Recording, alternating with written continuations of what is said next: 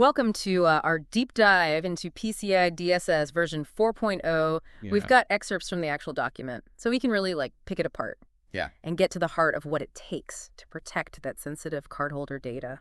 It's not just about theory. It's about preventing real-world disasters. Mm. Remember back in 2013 when Target had that massive breach? Over 40 million credit card numbers exposed. Yeah. Understanding PCI DSS. That's the difference between a secure business and a headline you don't want to see. Right. You know, it seems like the scope of PCI DSS is broader than I initially thought. It's not just about companies that, directly process payments, is it? That's right. You can outsource your payment processing, Yeah. but you cannot outsource the responsibility. You are ultimately accountable for ensuring that cardholder data is protected according to PCI DSS. So it applies to anyone who can impact the security of what they call the CDE, the cardholder data environment. And it's not just credit card numbers, right? Absolutely not. It's broader than that. Account data. That encompasses a wider range of information. You're talking primary account number, the PAN, cardholder name, expiration date, service code, full track data, CVV, even PINs and PIN blocks. Wow, it's a pretty extensive list. So what are some of the key strategies to protecting all this sensitive data? The document mentions network segmentation. Is that about keeping things separated? Absolutely. You want to think of it like a castle with multiple layers of defense. You've got your outer wall, and then you have inner walls. Yeah. Network segmentation. That's about creating these layers to make it harder for attackers to move laterally. Even if they get through one layer, they hit another wall before they reach the crown jewels. The sensitive data... So even if an attacker breaches your outer defenses, they hit another wall before reaching the most sensitive data. Exactly. The document even gets into the specifics of like network security controls. Yeah. NSCs.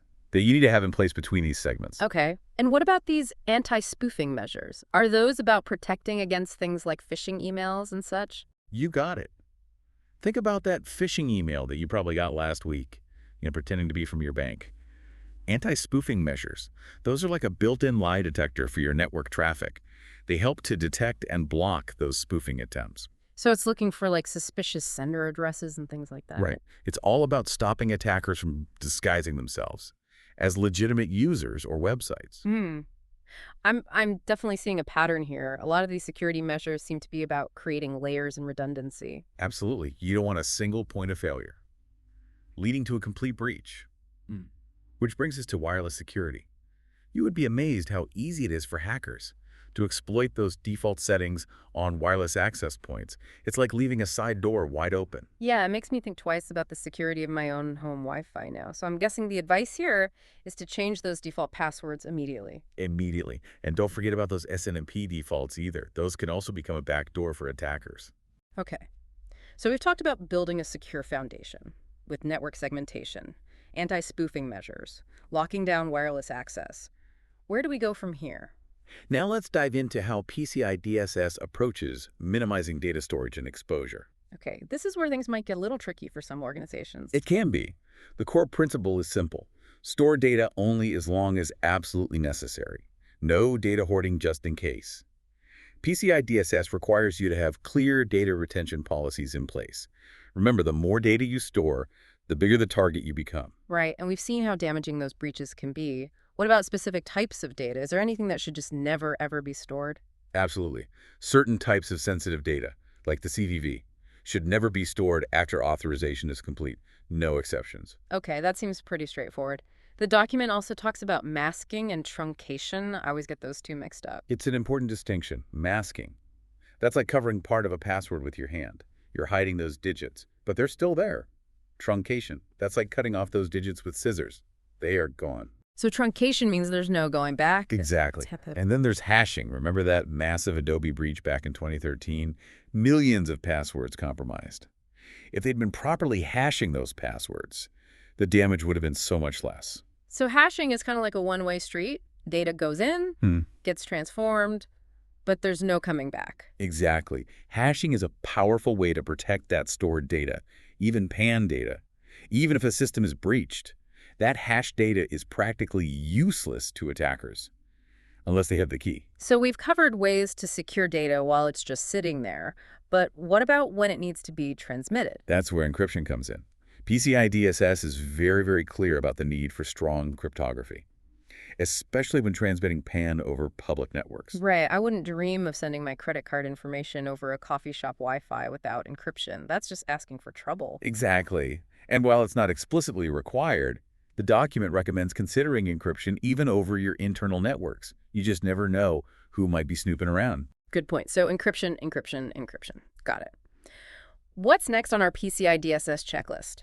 So we've talked about securing data at rest and in transit, but the security landscape is constantly changing. How does PCI DSS address that? It stresses the importance of robust logging and monitoring. It's not enough to just set up your defenses.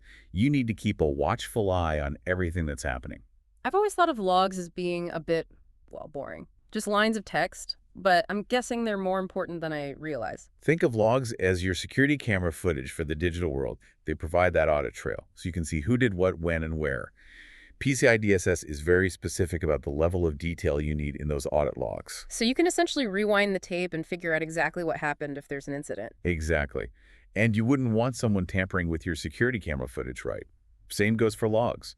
PCI DSS emphasizes protecting those logs from tampering, because attackers will often try to cover their tracks by deleting or modifying log entries. It's amazing how sneaky these attackers can be. The document also mentions time synchronization. What's that all about? Imagine trying to piece together a crime using witness statements. But everyone's clocks are off by a few minutes. It'd be chaos, right? Time synchronization is about making sure all your systems are using the same time setting, which is crucial for accurate log analysis. So you don't end up chasing false leads because your logs are giving you inaccurate timestamps? Makes sense. So we've got our logs in order. What's next on the security testing front? Well, you wouldn't drive a car without regular checkups, right? PCI DSS emphasizes the importance of regularly testing your security controls, and vulnerability scanning is a key part of that. This is like an annual checkup for your digital infrastructure? Precisely. And it needs to be done from both inside and out. Internal scans look for vulnerabilities within your own network, while external scans simulate an attack from the internet, looking for weaknesses that are exposed to the world. And the document mentions something about authenticated versus unauthenticated scans. What's the difference? An unauthenticated scan is like having a security guard walk around your building, checking doors and windows from the outside. An authenticated scan is like giving that guard a key and letting them go inside to make sure everything's secure from the inside out. Ah, so you're getting a much deeper level of inspection with the authenticated scan. Exactly. You're seeing what an attacker could do if they actually gained access to your system. But vulnerability scans are just one piece of the puzzle, right? PCI DSS also calls for penetration testing. That's right. That's where you bring in the ethical hackers to try to break into your systems. Penetration testing goes beyond those automated scans and simulates real-world attacks. It helps you uncover vulnerabilities that those automated tools might miss. It makes sense to find and fix those weaknesses before the bad guys do. Speaking of change, I noticed the document talks about change detection mechanisms. Absolutely. It's not enough to just set up your systems and assume they'll stay secure forever. You need to be constantly monitoring for any unauthorized changes, especially to critical files. So if someone modifies a system file that could give an attacker a backdoor, you'll be alerted. Exactly. Change detection is a key part of maintaining the integrity of your systems. It's like having a motion sensor for your most important data. We've covered a lot of ground here, logging, monitoring, all sorts of testing. It seems like a lot for organizations to manage. It can be. But remember, PCI DSS doesn't dictate specific technologies.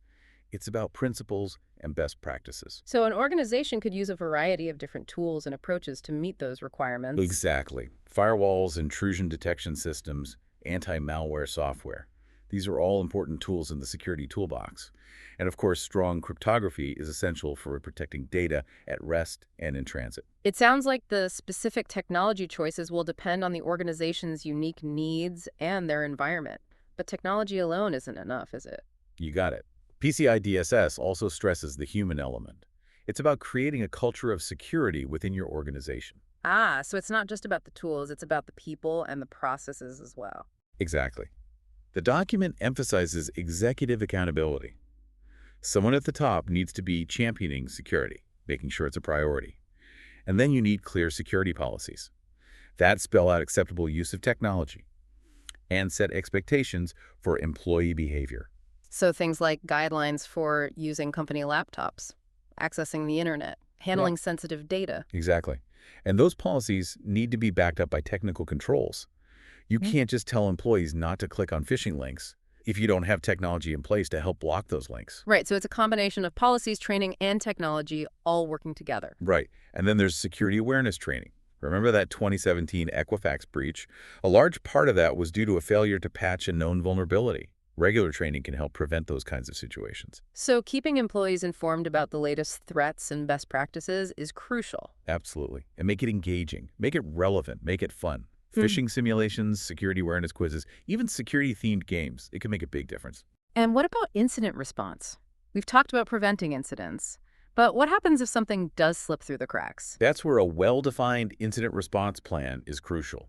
It's like having a fire drill for your digital world. Everyone needs to know exactly what to do and who to contact if there's a suspected breach. So you're not scrambling in the heat of the moment trying to figure out what to do. Exactly. The plan outlines the steps to take to contain the damage, investigate the incident, notify the appropriate parties. It's all laid out in advance. And of course, you need to test and update that plan regularly to make sure it's still effective. Absolutely. The threat landscape is constantly changing, so your incident response plan needs to evolve as well. I'm starting to see how all these pieces fit together. Technology, people, processes, they all need to work together to create a truly secure environment. That's the big picture. PCI DSS is an ongoing journey, not a destination.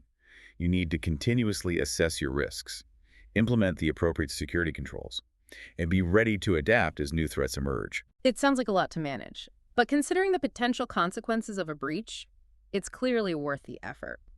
What else does PCI DSS cover? We've talked about securing the network and systems and protecting data logging, monitoring, testing, even the human element. But there's one more piece to this puzzle, especially when you think about all those third-party vendors out there. Oh yeah, it's a big one. Yeah. You can have the most secure systems in-house, but if you're working with a third-party vendor and they have lax security, well, it's like leaving a side door wide open to your entire fortress. Right, and we talked earlier about being responsible for data security even if you outsource payment processing. But what about other vendors, like cloud providers or marketing platforms? Same principle applies. Mm-hmm. PCI DSS makes it clear that you need to understand and manage the security practices of all your vendors. If they're handling your sensitive data, they got to meet the same standards as you. It's like doing your due diligence for data security. You can't just assume that everyone's going to be as careful with data as you are. You got it. The document even recommends having written agreements with these vendors that clearly outline their security responsibilities. Mm-hmm. They need to demonstrate compliance with PCI DSS, just like you do. So it's not enough to just trust that they'll take care of it. You need to verify they're meeting their obligations. Absolutely. And it doesn't stop there. PCI DSS recommends regularly assessing the security practices of your vendors, even after you've signed those agreements. Things change. Vulnerabilities emerge. You got to stay on top of it. So it's about ongoing monitoring and management of those third-party relationships. You got it. Data security is a shared responsibility. It really is an ecosystem. Mm-hmm. And a weakness anywhere in that ecosystem, well, that puts everyone at risk. Exactly. This has been a really fascinating deep dive. We've gotten beyond just the basics and uncovered some real insights. Yeah, I think we've really explored the core of PCI DSS, the technical controls, the human element, the critical role of those third-party relationships. It's a lot to digest, but hopefully you feel empowered to take those next steps. I know I do. Data security is an ongoing journey, not a one-time project. And it's a journey we all need to be on together. Well said. As we wrap up here, I want to leave you with one final thought. Considering how interconnected our systems are these days, where does your responsibility for data security begin, and where does it end? That's a great question. It's not just about protecting our own data anymore. It's about recognizing that our actions impact the security of the whole ecosystem. Exactly. We all have a role to play in making the digital world safer and more secure. So keep exploring those resources, keep learning, keep adapting, and never stop asking those critical questions about data security. This has been a great deep dive. Thanks for walking us through it. And to our listeners, we hope you found this exploration of PCI DSS insightful. Remember, data security is everyone's responsibility. By working together, we can create a more secure future for everyone.